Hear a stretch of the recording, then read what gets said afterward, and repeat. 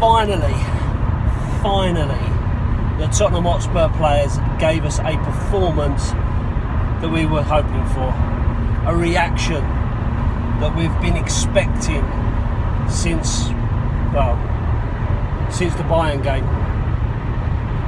Absolutely, I was expecting that sort of response for the Watford game, and just didn't happen. But on Tuesday, we finally got what we really wanted. Forget the opposition, because people can say poor opposition, but let's be honest, are Red Star a worse team than Watford really in the overall scheme of things? They're in the Champions League. Are they worse than Colchester, Newcastle? You know, so forget about that. It doesn't matter.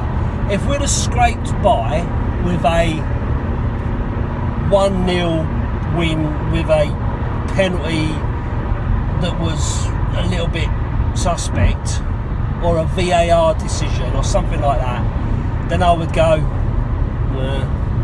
we won, we got what we needed, maybe a professional performance, you know, didn't concede. However, in this game, not only did we get the win, we actually got a performance from the players. As I say, doesn't matter the quality of the players you're playing against. What matters is the performance each individual player put into the game. So I don't think you can call out any player on the night who had a poor or suspect game. You can say, yeah, so-and-so could have done a little bit better, or, you know, this one was, you know, missed a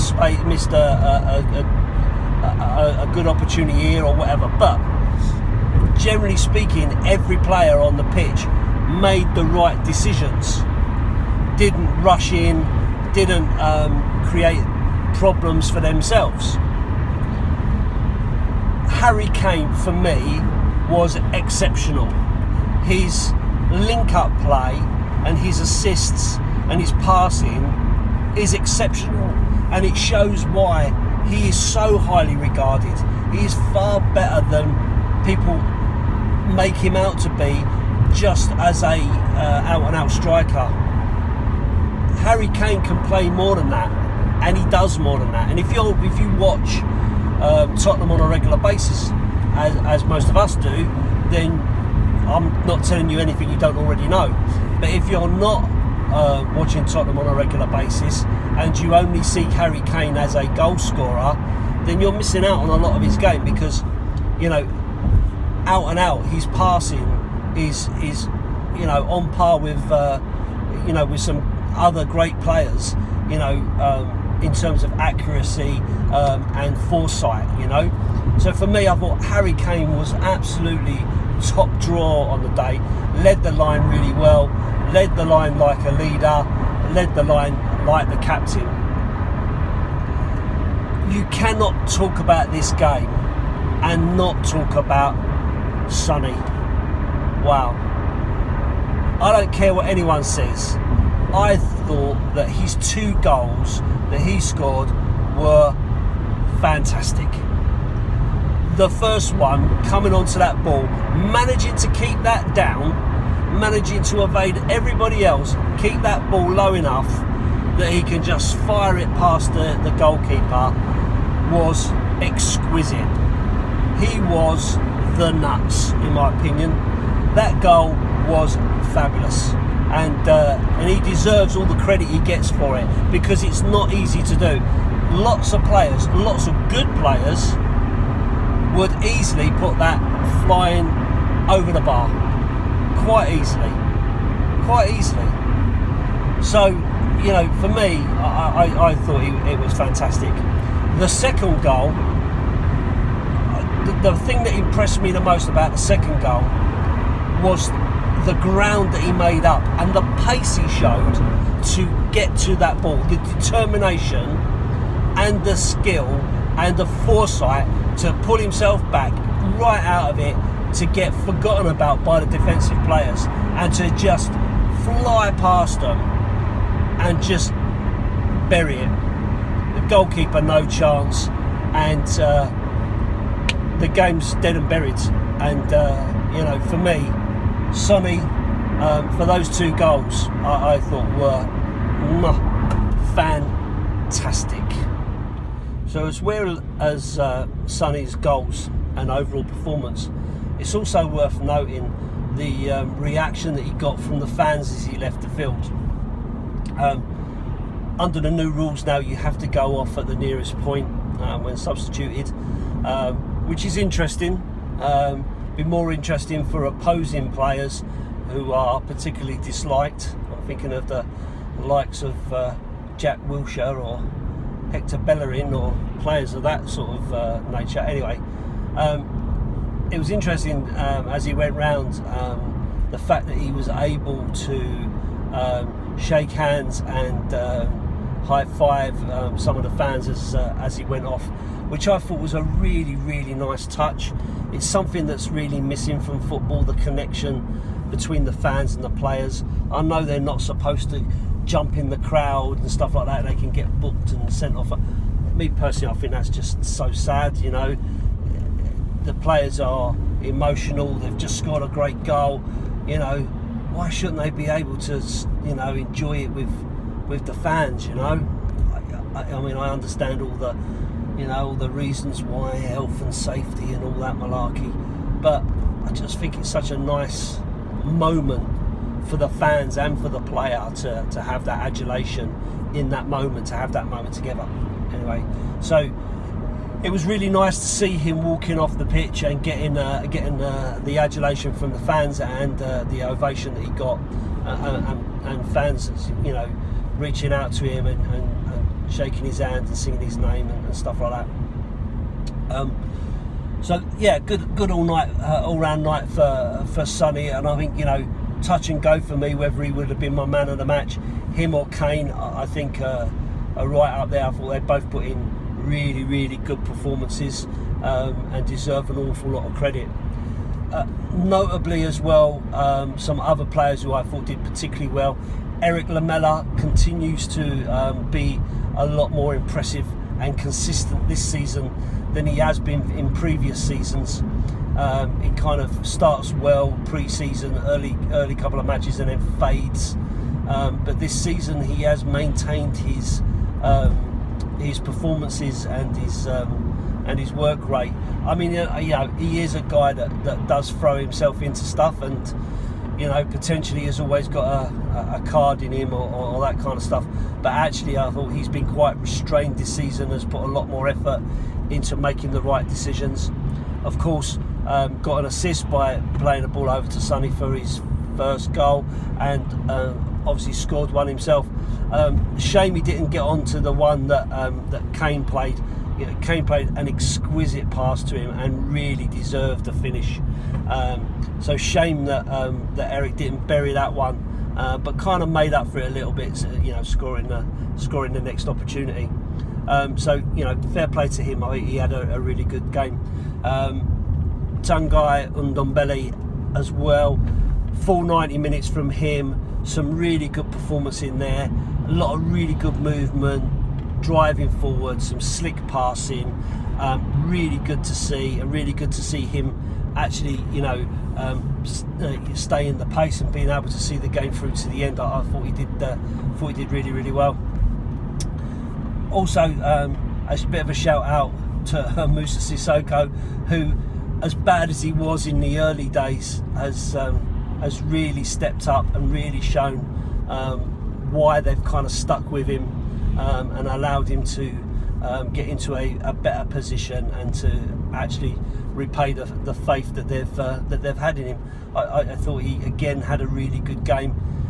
Yeah, he doesn't always have an end product. He doesn't always, put the ball in where you want it or whatever. But in terms of marshalling that midfield, stopping things happening for the opposition, getting the ball to our own players and stuff like that. I think he does that really, really well. He's done some good stuff this season, continuing his performances from last. So really pleased for him. Really pleased to see him doing well again.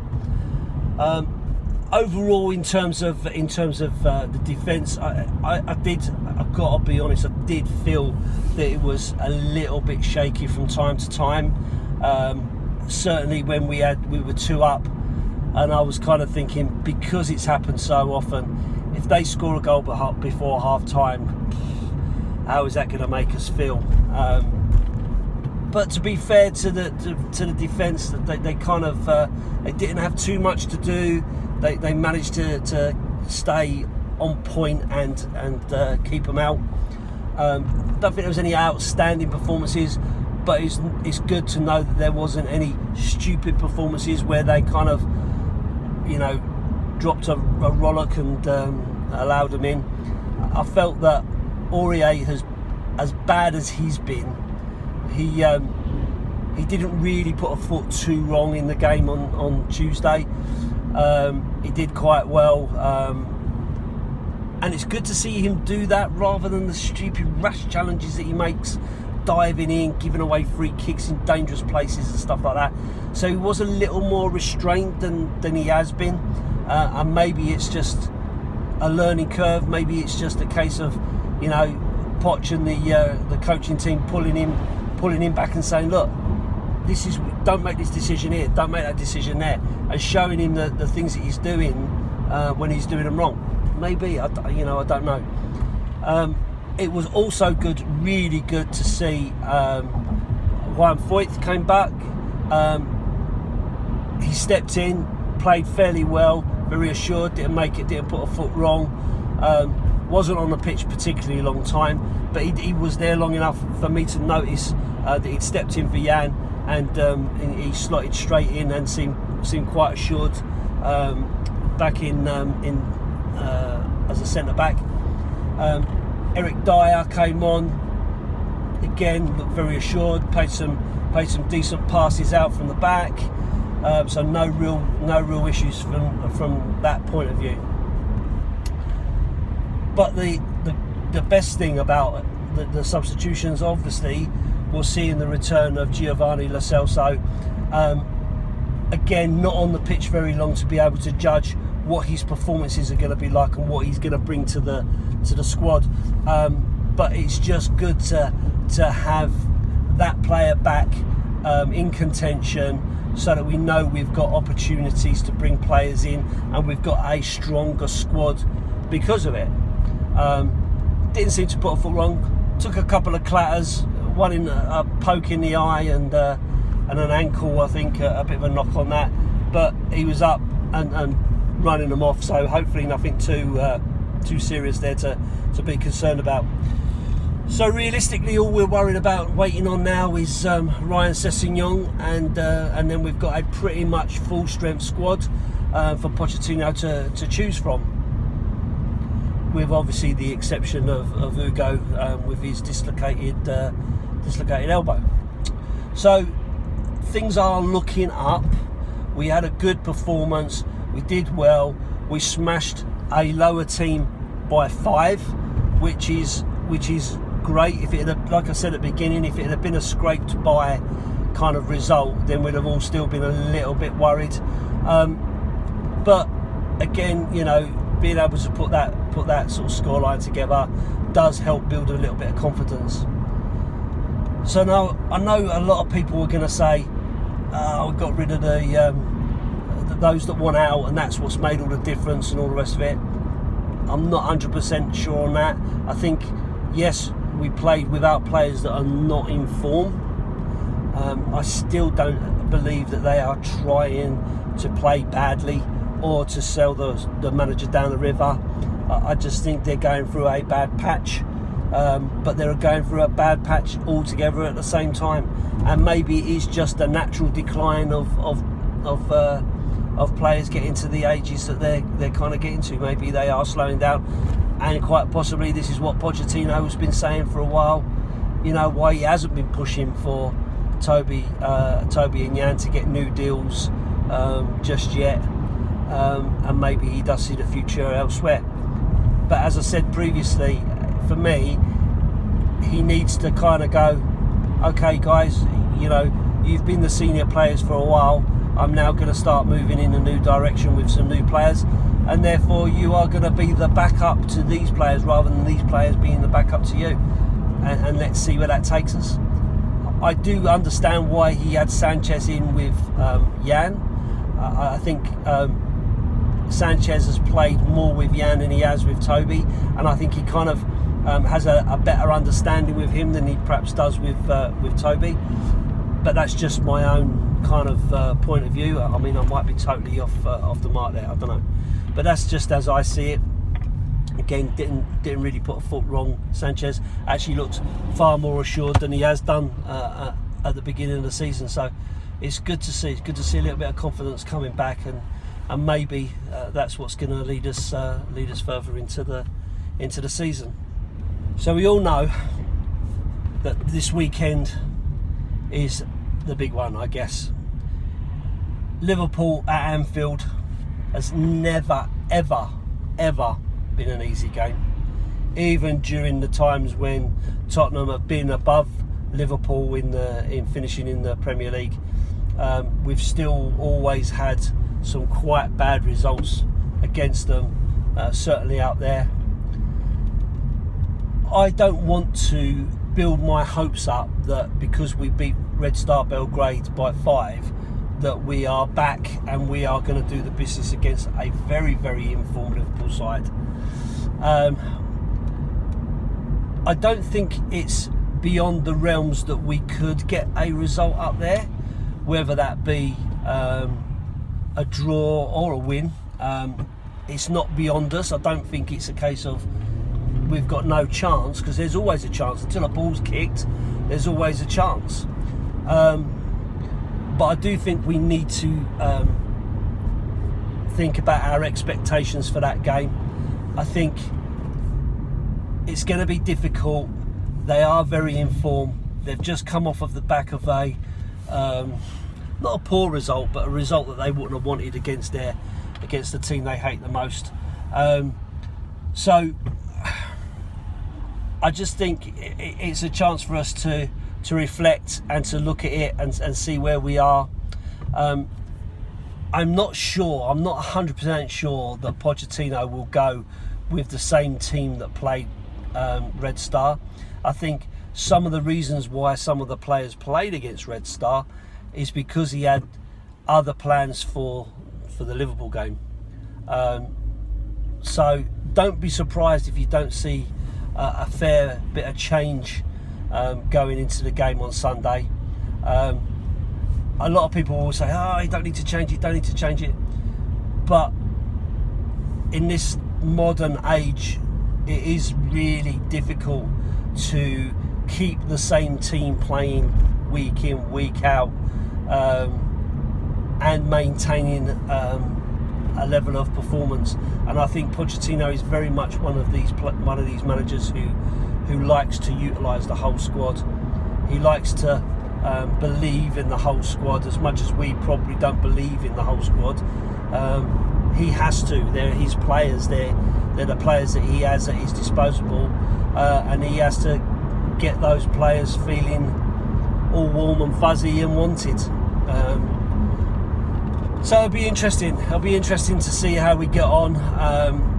Fingers crossed that we get some kind of result out there. For me, a 1-1 draw or a 0-0 draw would be a fantastic result as far as I'm concerned.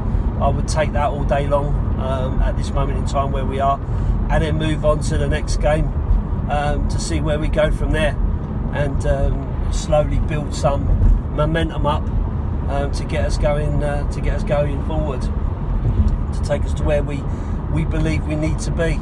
So yeah, I'll speak to you all after the Liverpool result, and hopefully we'll be talking in glowing terms. If not for a draw or a win, I would at least like to see a performance even if it's a losing performance, I would much rather see a performance from the players, a similar amount of passion and drive and press to try to win that ball back, to try to show that we are competing at that level. So fingers crossed, and I'll speak to you all again after the Liverpool game. Up the Spurs.